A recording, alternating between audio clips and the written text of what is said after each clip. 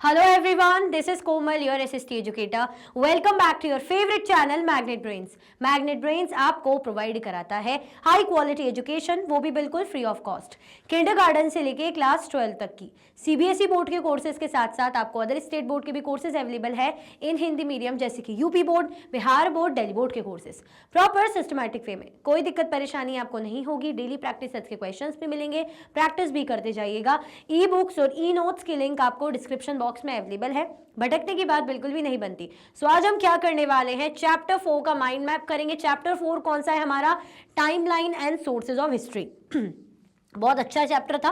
Theme B का chapter है ये आपका। ये जो आपकी न्यू बुक है इसमें आपको पता है अलग अलग थीम से ए बी सी डी ऐसे करके थीम्स दी हुई है। एक थीम के माइंड मैप हमने कर लिए, यानी स्टार्टिंग के 3 चैप्टर्स के कर लिए। नाउ ये चैप्टर आपका 4th है।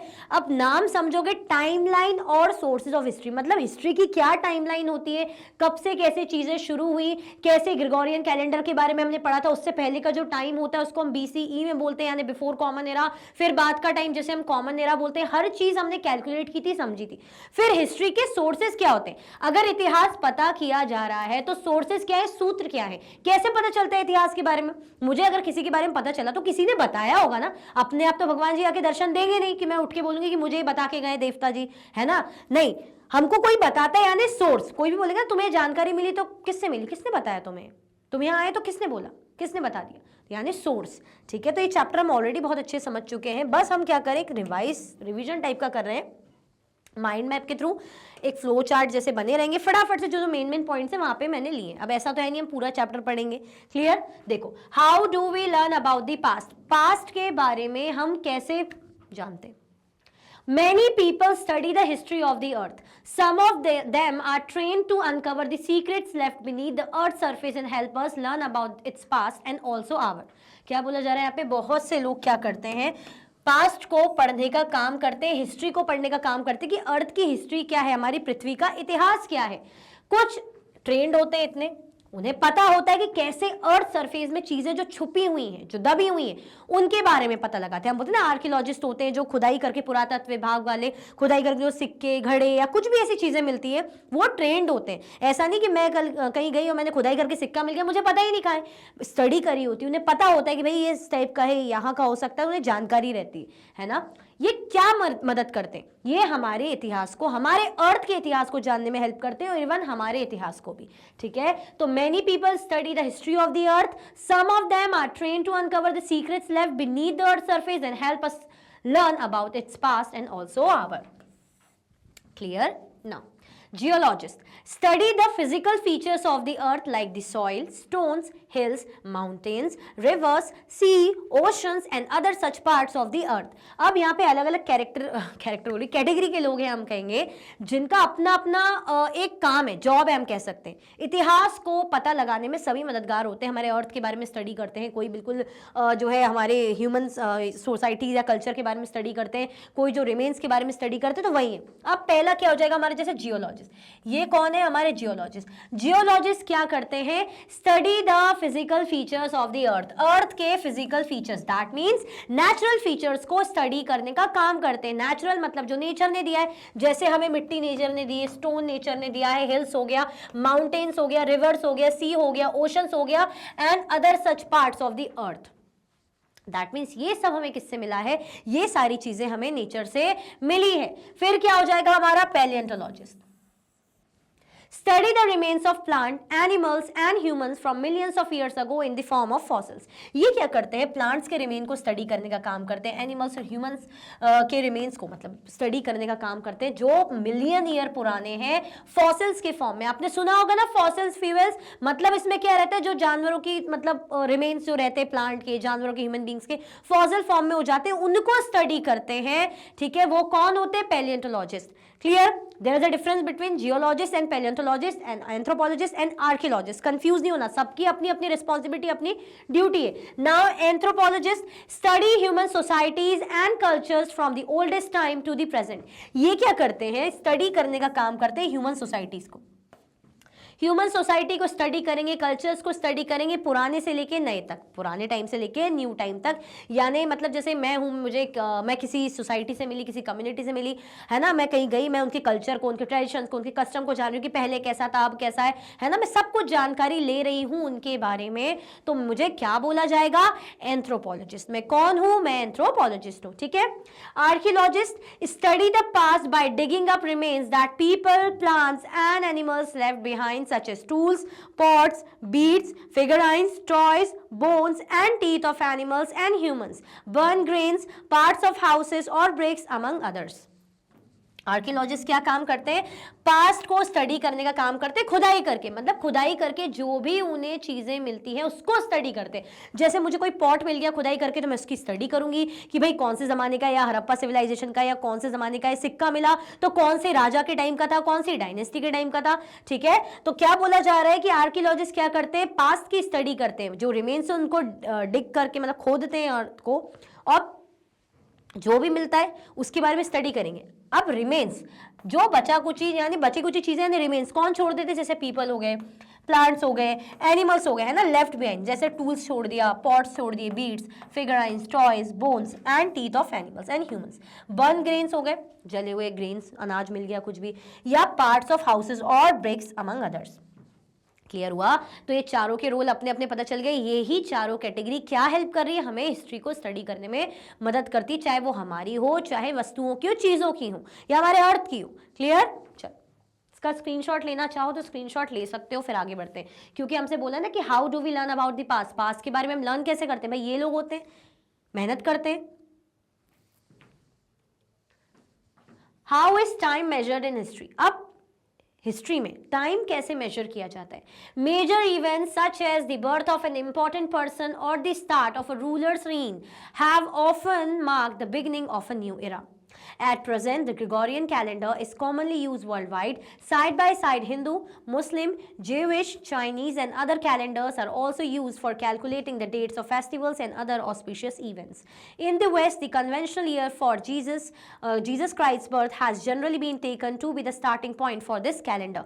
क्या बोला जा रहा है हम यहाँ पे कि कोई भी मेजर इवेंट होते, कुछ भी ऐसी बड़े इवेंट हो गए, जैसे किसी इंपॉर्टेंट पर्सन का जन्म, या किसी इंपॉर्टेंट रूलर का शासन कब से स्टार्ट हुआ, कि अशोका का शासन कब से स्टार्ट हुआ, अकबर का शासन कब से स्टार्ट हुआ, है ना, इंपॉर्टेंट रूलर इतिहास के जो रहे, पृथ्वीराज चौहान का शासन कब से स्टार्ट हुआ, have often mark the beginning of a new era. इसको क्या बोला जाता है? कि भाई किसी नए एरा की, मतलब कोई नया एरा है उसकी शुरुआत है, बोलते ना ये न्यू एरा है। तो यही एरा की शुरुआत कैसी मानी जाती है? जब भी कोई इंपॉर्टेंट पर्सन का बर्थ होता है, या किसी रूलर की रीन यानी शासन स्टार्ट होता है। एट प्रेजेंट, आज के टाइम पे हम कौन से कैलेंडर कॉमनली यूज करते हैं? Gregorian calendar. ग्रिगोरियन कैलेंडर मतलब जिसमें क्या रहेंगे हमारे 365 डेज, 12 मंथ्स, ठीक है, 365 डेज, 12 मंथ्स, तो हम इसे फॉलो करने का काम करते हैं। तो at present Gregorian calendar commonly use किया जाता है, और उसी के साइड बाय साइड कौन से जैसे लोगों के अपने अपने, जैसे हम बोलते हैं ना कि हमारा जो है मुस्लिम लोग का अपना कैलेंडर होता है, हिंदूज लोग का अपना कैलेंडर होता है, तो अपना कैलेंडर भी फॉलो करते हैं। वैसे मेजरली अगर हम देखें वर्ल्ड वाइड, तो ग्रिगोरियन कैलेंडर फॉलो करा जाता है, जिसमें 365 डेज होते हैं, 12 महीने होते हैं, हर मंथ में जो है अपना जो एक वीक में 7 डेज होते हैं, तो प्रॉपर ऐसा चलता है, ठीक है। अब side by side Hindu calendar, Muslim, Jewish, Chinese और अदर कैलेंडर्स भी यूज किए जाते हैं for calculating the dates of festivals and other auspicious events. अब ये क्यों यूज किया जा रहा है भाई? फेस्टिवल्स के बारे में पता करने को, कौन सा फेस्टिवल कब है, कौन सी मंगलमय चीजें, ऑस्पिशियस चीजें, है ना, कब है। In the West, the conventional year for Jesus Christ's birth has generally been taken to be the starting point for this calendar. West की तरफ से देखें या पश्चिम उससे देखें, तो जब ये लोग क्या मानते हैं कि कैलेंडर का स्टार्टिंग पॉइंट, मतलब किसे मानते हैं? जीसस क्राइस्ट के बर्थ को, कि यहाँ से चीजें शुरू हो रही है, जीसस क्राइस्ट के बर्थ के बाद से चीजें शुरू हो रही है, मतलब स्टार्टिंग पॉइंट बेसिकली ये लोग मानते हैं, है ना। मैंने आपको क्या पढ़ाया था, टाइमलाइन मैंने पढ़ाया था, यहाँ पे दिया हुआ है क्या? हाँ, यहाँ पे दिया, अब इसको बताऊंगी, ठीक है। How is time measure in history हम देख रहे हैं। देखो यहाँ पे अगर मैं टाइमलाइन बनाऊं, फॉर एग्जाम्पल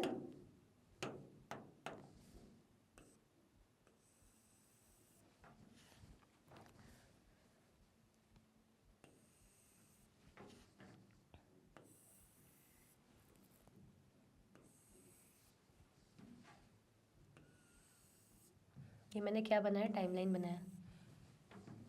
यहाँ इन्होंने क्या माना,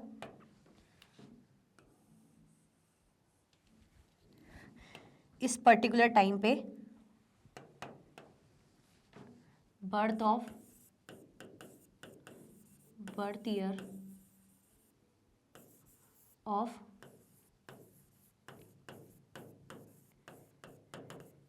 इसे क्या माना जा रहा है, जीसस क्राइस्ट का बर्थ ईयर। ठीक है, क्या बोल रहे हैं कि भाई जीसस क्राइस्ट का क्या है, बर्थ ईयर है।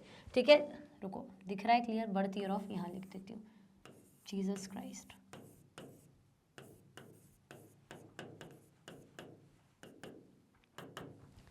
ओके ना, अभी टाइमलाइन बना दिया। पहले मतलब इसकी स्टार्टिंग ऐसे मानी जाती है कि इसके बाद से जो आपके ईयर्स चलते हैं ना, वो कैसे चलते हैं, फॉरवर्ड चलते हैं। कैसे चलेंगे, फॉरवर्ड। फॉर एग्जांपल यहाँ पे लिख दूं मैं, यहाँ पे आपका रहेगा बीसी यानी बिफोर कॉमन एरा, जिसे बीसी भी बोलते हैं, बिफोर क्राइस्ट। यहाँ चलेगा आपका एडी, एनो डोमिनी, या आप बोल सकते हैं कॉमन एरा, सीई, है ना, क्योंकि बर्थ ईयर जो जीसस क्राइस्ट का, उसके बाद मतलब जिस साल जीसस क्राइस्ट का जन्म हुआ था उसके बाद का टाइम फॉरवर्ड चलेगा, और उसको हम क्या बोलते हैं, कॉमन एरा और एडी बोलते हैं। जैसे हम 2025 को एडी 2025 बोल सकते हैं, 2025 या 2025 सीई भी बोल सकते हैं। ठीक है, क्योंकि जीसस क्राइस्ट के बाद का टाइमलाइन है। अब यहाँ पे क्या चलती है, चीजें बैकवर्ड चलती। यहाँ पे कैसे चलेगा, जैसे कभी भी जीरो नहीं होता है, हमने पढ़ा था। अगर फॉर एग्जांपल यहाँ पे जो एंडिंग हो रही है, यहाँ पर एंडिंग अगर हो रही है, यहाँ पे अगर एंडिंग हो रही है 100 BCE या 100 BCE, तो ऐसा नहीं कि यहाँ पे जीरो रहेगा, यहाँ पे हो जाएगा 100 CE, यहाँ पे क्या हो जाएगा, 100 CE हो जाएगा। ऐसे चलेगा। यहाँ पे चीजें कैसी चलती, फॉरवर्ड चलती, ये हमने देखा 100 CE, फिर यहाँ पे हो जाएगा आपका 200 BC,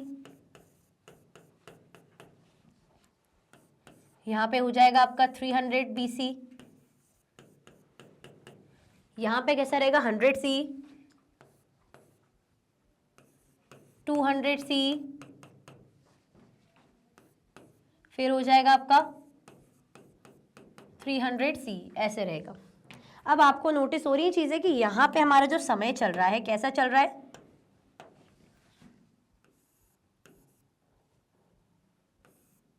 बैकवर्ड।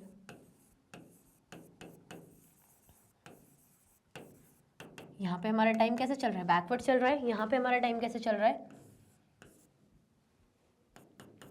फॉरवर्ड।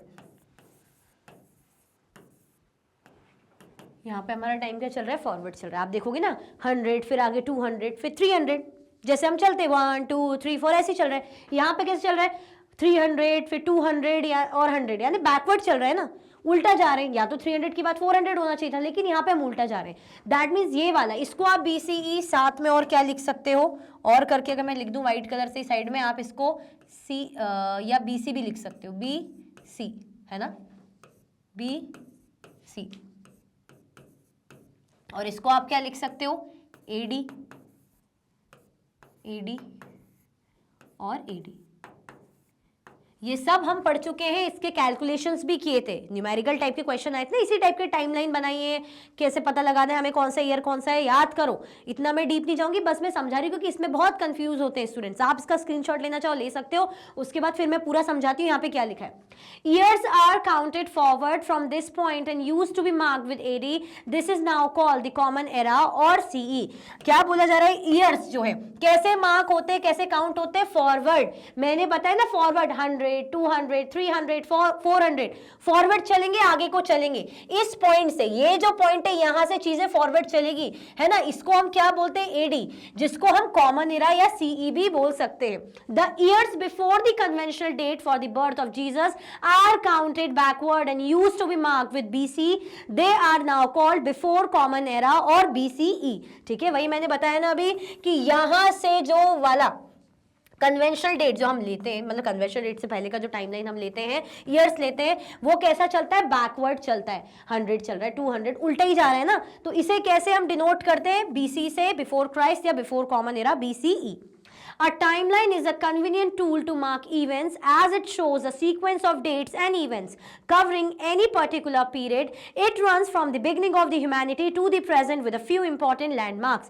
अब टाइमलाइन क्या करता है? टाइमलाइन बहुत ही कन्वीनियंट टूल होता है इवेंट्स को मार्क करने के लिए, क्योंकि ये क्या शो करता है? सीक्वेंस को शो करता है कि डेट्स का सीक्वेंस क्या है ना, और इवेंट्स को शो करता है जो क्या कवर करते हैं कुछ भी पर्टिकुलर पीरियड, कि भाई कौन सा सिविलाइजेशन कब आया, कौन से राजा का बर्थ कब हुआ, बुद्धा का बर्थ कब हुआ, या जीसस क्राइस्ट का बर्थ कब हुआ। तो इंपॉर्टेंट इवेंट्स हम इन टाइमलाइंस में मार्क कर सकते हैं, है ना। ये कैसे चलता है? It runs from the beginning of the humanity to the present. ये जब से इंसानियत या ह्यूमैनिटी स्टार्ट हुई है तब से लेके अब तक चल ही रहा है, और इसमें हम क्या देखते हैं? इंपॉर्टेंट लैंडमार्क्स को मेंशन करते हैं। क्लियर? जैसे मैंने बताया कि कब जो है बुद्धा का जन्म हुआ, अशोका का जन्म हुआ, कौन सा सिविलाइजेशन कब आया, है ना। क्लियर हो गया? तो ये आपको टाइमलाइन समझ में आ गया, how is time measured in history, कैसे मेजर होता है। इसका स्क्रीनशॉट ले लो फटाफट से, फिर आगे बढ़ते। मैं साइड हो जाती है, स्क्रीनशॉट लो जल्दी जल्दी, बढ़े आगे। What are the sources of history? अब हिस्ट्री के सोर्सेज क्या है? हम हिस्ट्री के बारे में कैसे पता लगा सकते हैं? Source of history, a place, person, text और an object from which we gather information about some past event और period. We can put together historical events through a variety of sources. Sometimes the sources confirm each other, at other times sources may give contradictory information, in which case they need to decide which source they can be trusted more. अब history के sources यहाँ पे बोला जा रहा है कि a place, person, text और an object from which we gather information. चाहे आप किसी प्लेस से इंफॉर्मेशन गैदर कर रहे हो, चाहे आप किसी पर्सन से इंफॉर्मेशन गैदर कर रहे हो, या आप टेक्स्ट या किसी ऑब्जेक्ट से इंफॉर्मेशन गैदर कर रहे हो, है ना. ये क्या करता है? आपको कुछ पास्ट इवेंट्स के बारे में जानकारी देता है या पास्ट पीरियड के बारे में जानकारी देता है. ठीक है, यानी सोर्सेज ऑफ हिस्ट्री. हिस्ट्री जानने के सूत्र क्या है, कैसे हम इतिहास का पता लगाते हैं? तो आप प्लेस, पर्सन, टेक्स्ट, किसी ऑब्जेक्ट के थ्रू क्या कर सकते हो? इतिहास का पता लगा सकते हो, इन्फॉर्मेशन को गैदर कर सकते हो कि भाई हाँ पास्ट में ये हुआ था, देखो हमें पर्सन से पता चला, या ये प्लेस देख के समझ में आया, या ये टेक्स्ट को पढ़ के समझ में आया. Clear? We can put together historical events through a variety of sources. हम क्या करते हैं? हम ये जो हिस्टोरिकल इवेंट्स हैं इनको साथ रखते हैं through a variety of sources. बहुत से सोर्सेज जो अलग अलग, चाहे पर्सन से मिले, चाहे टेक्स्ट से मिले, चाहे प्लेस से मिले, हम इन सोर्सेज को क्या करते हैं? एक साथ रखते हैं. ठीक है, अब आप बताओ कि आपको किसी राजा के बारे में कुछ किताब लिखनी या बताना है, तो एक जगह से इंफॉर्मेशन मिल जाएगी, चल जाएगा काम. आप ज्यादा से ज्यादा जगह से इंफॉर्मेशन गैदर करना चाहोगे, हो सकता है कि 4 जगह से सही इंफॉर्मेशन मिल रही है, एक जगह से गलत मिल रही है, अलग मिल रही है. अगर मानो आप वो एक पे ही डिपेंड होते तो दिक्कत नहीं हो जाती. तो आप कंफर्म तो करोगे ना कि भैया हाँ सही है. जैसे आप बोलोगे कि अच्छा कल पक्का छुट्टी है, मुझे तो नहीं लग रहा, तो आपको किसी ने बताया, मान जाए यार मान जाए, मैं सही बोल रहा हूँ. आप 2 से पूछोगे, 3 से पूछोगे, फिर फाइनली 3-4 लोगों से पूछने के बाद आपको श्योरिटी मिलेगी कि yes tomorrow will be holiday, कि भाई कल हॉलीडे रहेगा. ठीक है, तो sometimes the sources confirm each other, eight other times sources में गिव कॉन्ट्राडिक्टरी इंफॉर्मेशन. अब कई बार क्या होता है कि जो सोर्सेज मिलते हैं, जैसे कोई प्लेस या किसी टेक्स्ट से पता चल रहा है कि हाँ भाई राजा का जन्म ऐसे हुआ था, यहां हुआ था, ये सारी चीजें, तो ये तो कंफर्म कर रहे हैं कि भाई एक है. कुछ सोर्सेज कॉन्ट्राडिक्टरी भी हो सकते हैं, उल्टे हो सकते हैं, कि पता चले आपको प्लेस से पता चल रहा है ऐसा ऐसा है, और टेक्स्ट पढ़ के आपको कुछ और जानकारी मिल रही है. यहां पे क्या हो गई? इंफॉर्मेशन अपोजिट हो गई, उल्टी हो गई. मतलब यहां अलग पता चल रहा है, यहां पे अलग पता चल रहा है, तो दिक्कत हो जाएगी ना. In which case they need to decide which sources they can trust more. अब इस केस में क्या होता है? इनको डिसाइड करना पड़ता है कि कौन से जो है सोर्स में ट्रस्ट ज्यादा करें, कि आप प्लेस के सोर्स पे ज्यादा जो है भरोसा करें, या किसी पर्सन ने बताया, टेक्स्ट से पता चला है, किसी ऑब्जेक्ट से पता चला, उस पर बिलीव करें. ठीक है, तो वाकई में इतिहास के बहुत सारे सोर्सेज मिलते हैं. कई बार ये सोर्सेज एक जैसे भी हो सकते हैं, मतलब कि भाई हाँ सेम है, ऑलमोस्ट कंफर्म कर रहे हो. कई बार कॉन्ट्राडिक्टरी भी हो सकते हैं. तो अब क्या होता है, इन सोर्सेज को कैसे कंफर्म करें? तो भाई आपको ये आप पे डिसाइड करना होता है कि आप किस सोर्स पे ज्यादा ट्रस्ट कर सकते हो. तो बेसिकली सोर्सेज ऑफ हिस्ट्री क्या काम आते हैं? हमें इतिहास के बारे में बताने के काम आते हैं. सेम भी हो सकते हैं, अलग अलग भी हो सकते हैं. ठीक है, चलो. Who contributes to all these sources of history? अब ये जो इतिहास के इतने सारे सोर्सेज हैं, कंट्रीब्यूशन किस किस का मिलता है? मतलब कौन है जो इतनी मेहनत से हमें जानकारी देते हैं और हमें पता चलता है अच्छा हड़प्पा सिविलाइजेशन में ऐसा हुआ था, अच्छा अशोका का युद्ध ऐसा हुआ था, अच्छा चंद्रगुप्त ने ये किया था. कैसे पता चलता है? कौन बताते हैं हमें? हमें तो खुद से पता नहीं चला ना. टीवी, आप बोलोगे हमें तो टीवी से पता चला, हमने मूवी देखी. हाँ भाई मूवी देखी, सीरियल देखा, लेकिन वहां पर भी उन टीवी सीरियल मूवीज वालों ने भी तो कहीं से जानकारी ली होगी ना, है ना. सपना तो आया नहीं होगा. historians themselves, but also archaeologists, epigraphists who study ancient inscripts, anthropologists who study human ये इंस्क्रिप्शंस है, ठीक है, who study human societies and their cultures, experts in literature and languages and some more. Scientific studies have been contributing more and more to the reconstruction of the past. When historians study recent history, which usually means the last 2 or 3 centuries, another source is newspaper for the last few decades, electronic media, television, the internet, etc. can also be consulted. अब यहाँ पे कौन-कौन है जो इतिहास को जानने में कंट्रीब्यूट करता है, ठीक है, तो हिस्टोरियन खुद रहते हैं, सबसे पहले तो इतिहासकार रहेंगे, इतिहासकार का रहना बनता है, बट ऑल्सो आर्कियोलॉजिस्ट. आर्कियोलॉजिस्ट का भी रोल देखने को मिलेगा, जो खुदाई करके भाई ऑब्जेक्ट्स वगैरह इनको स्टडी करते हैं, तो इनके थ्रू क्या हमें हिस्ट्री नहीं पता चलती. इतिहासकार के थ्रू हिस्ट्री पता नहीं चलती, नाम ही इतिहासकार है तो उससे तो पता चलेगी. आर्कियोलॉजिस्ट. एपिग्राफिस्ट वो होते हैं जो एंशियंट, जो प्राचीन इंस्क्रिप्शंस हैं उनको स्टडी करने का काम करते हैं, क्योंकि ये जो इंस्क्रिप्शंस हैं भाई अपनी अपनी भाषाओं में लिखी गई, अपनी अपनी स्क्रिप्ट में, तो हर किसी के स्टडी करने के बस का है नहीं, तो ये प्रो होते हैं, मतलब इनको पता होता है तो स्टडी करते हैं, तभी बताते हैं कि भाई देखो उस राजा ने ये लिखवाया था, उस राजा ने वो लिखवाया था. एंथ्रोपोलॉजिस्ट कौन होते हैं? हु स्टडी ह्यूमन सोसाइटीज, जो ह्यूमन सोसाइटीज और उनके कल्चर को स्टडी करने का काम करते हैं. अभी पीछे पढ़ा था ना हमने anthropologist. Experts in literature and languages and some more. Scientific studies भी आजकल जो है मदद कर रही है, सिर्फ यही नहीं कि हिस्टोरियंस, एपिग्राफिस्ट, एंथ्रोपोलॉजिस्ट, इवन जो हमारे वैज्ञानिक स्टडीज हैं, साइंटिफिक स्टडीज है, इनका भी कंट्रीब्यूशन हमें देखने को मिलता है इतिहास को जानने में, इतिहास को कंस्ट्रक्ट करने में, ठीक है. When historians study recent history which usually means the last 2 or 3 centuries, जब हिस्टोरियंस क्या करते हैं, रीसेंट हिस्ट्री को, इतिहास को स्टडी करते हैं, जिसका मतलब क्या हो जाता है, लास्ट 2 डिकेड्स, 20 कुछ साल पुरानी, या कुछ डिकेड्स तो आगे है, सॉरी, लास्ट 2 या 200 या 300 सेंचुरीज पुरानी, सदियां 200-300 सालों पुरानी. अनदर सोर्स क्या हो जाएगा आपका? न्यूज़पेपर. न्यूज़पेपर से आपको कुछ जो दशकों पहले की जानकारी मिल जाएगी, डिकेड्स यानी होता है ना कि timeline of 10 years. Electronic media से जानकारी मिल रही है ना, कैन ऑल्सो भी कंसल्टेड. तो मतलब इन सारी चीज़ों से हमें क्या पता चल सकता है? हमें पता चल सकता है इतिहास के बारे में, चाहे हिस्टोरियंस के थ्रू पता चले, चाहे साइंटिस्ट के थ्रू पता चले, चाहे जो हम आर्कियोलॉजिस्ट या एपिग्राफिस्ट के बारे में बात करें. इवन न्यूज़पेपर्स भी हमारी हेल्प करते हैं, है ना, बट रीसेंट 10 से 20 साल पुरानी हिस्ट्री जानने के लिए. क्लियर हुआ? चलो इसका स्क्रीनशॉट ले लो. Okay. The beginning of human history. अब किसकी शुरुआत? ह्यूमन हिस्ट्री की शुरुआत. Modern humans, Homo sapiens, have walked the planet for about 3 lakh years. Early humans faced many challenges from nature and lived in bands or groups to help each other. They were constantly seeking shelter and food and were mainly hunters and gatherers. These groups lived in temporary camps, rocks, shelters or caves, communicated with each other using languages that are now lost. Aspects of their life are visible in rock paintings found in hundreds of caves all over the world. अब मैंने पूरा read कर लिया, इसको समझेंगे, इतना समझ में आ गया होगा. अब आपको एंट्री बताई जा रही है होमो सेपियंस की, कि कैसे शुरुआती दौर पे ये लोग थे, क्या करते थे, कैसे जीते थे, है ना. मॉडर्न ह्यूमंस या जिन्हें होमो सेपियंस बोलते हैं, कब आए थे हमारे प्लैनेट में? लगभग 3 लाख सालों पहले ही मान लो. Early humans face many challenges from nature. भाई नेचर से, क्योंकि पहला नेचर भी ऐसा कि कभी आइस एज है, फिर वार्म हुआ नेचर, ऐसा नहीं था कि जो आज हम सर्वाइवल के जो आसानी सही लगता है हमें, पहले बहुत ज़्यादा हार्श जो है हमें नेचर देखने को मिलता है. तो इन्होंने बहुत से चैलेंजेस फेस करे. इतने डेवलप भी तो नहीं थे कि रजाई ओढ़ के बैठ जाएं, गर्मी लग रही तो कूलर ले आए, नहीं, है ना. बैंड्स में रहते थे या ग्रुप्स में रहते थे, ठीक है, और एक दूसरे की मदद करते थे, एक दूसरे को हेल्प करते थे. They were constantly seeking shelter and food and were mainly hunters and gatherers.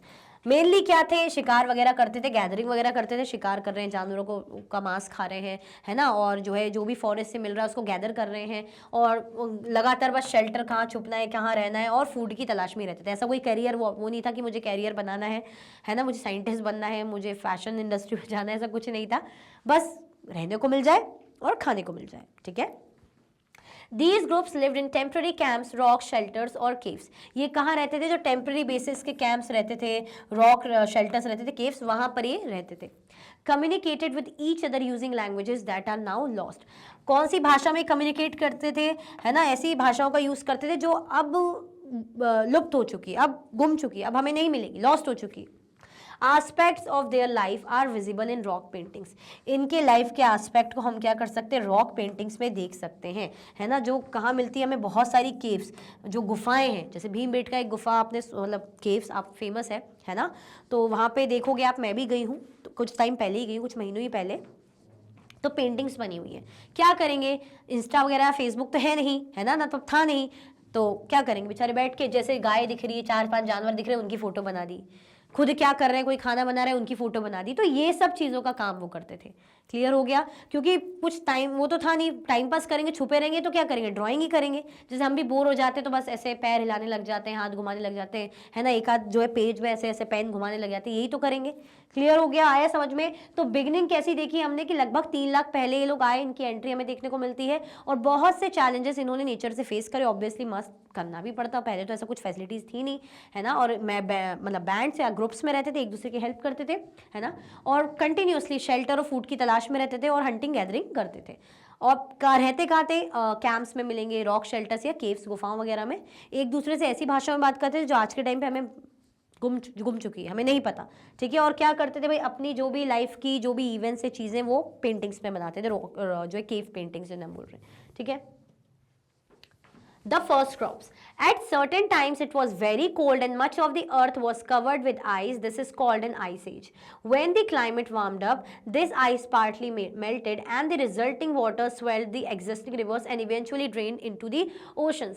अब बीच में मतलब पहले क्या आया था, एक आइस एज आया था, मतलब सब कुछ ऑलमोस्ट जो बहुत सारा हमारा अर्थ का पोर्शन है पूरा ठंडा आइस शीट से कवर हो गया था, है ना। तो तब तो लाइफ एग्जिस्ट करना थोड़ा सा मुश्किल है, क्रॉप्स वगैरह कहाँ से ग्रो होगी, जानवरों के लिए सर्वाइवल भी पॉसिबल नहीं है ना।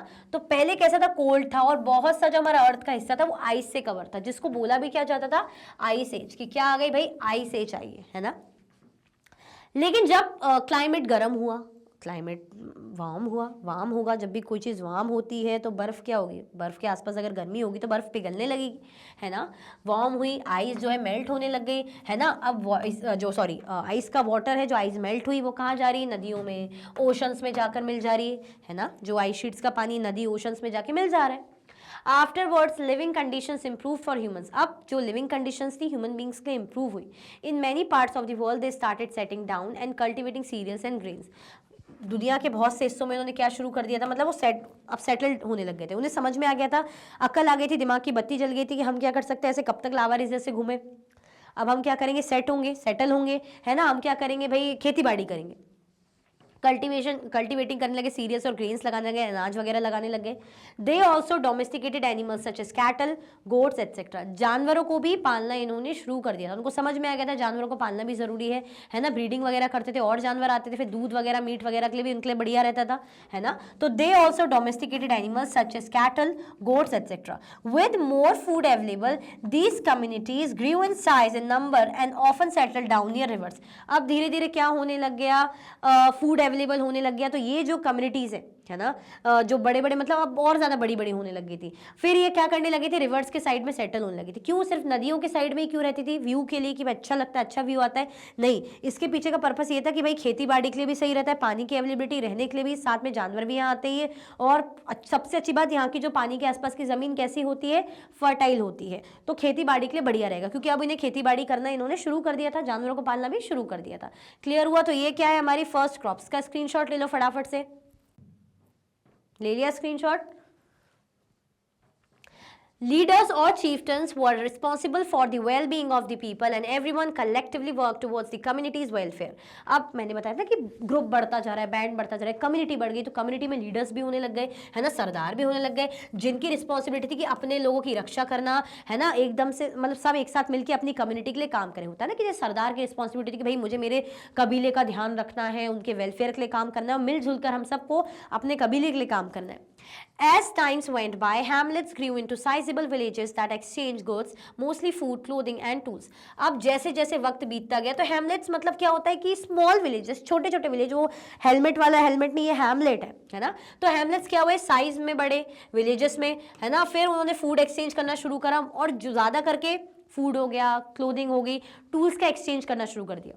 न्यू टेक्नोलॉजीज अपीयर, नई नई तकनीक अपीयर हुई। For example pottery for making pots and other clay objects and the use of metal, copper first, iron later, which help make durable tools, objects of daily use and ornaments. नई नई technology भी आने लगी, मतलब धीरे धीरे अब ये लोग ग्रो कर रहे थे, है ना, नॉलेजेबल बन रहे थे।